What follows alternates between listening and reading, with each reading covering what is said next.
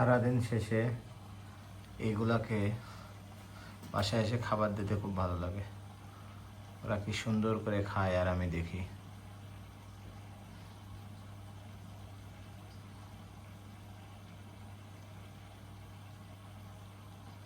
তবে কষ্ট অ্যাকোয়ারিয়াম পরিষ্কার করা, প্রতি 6 মাস পর পর করা উচিত।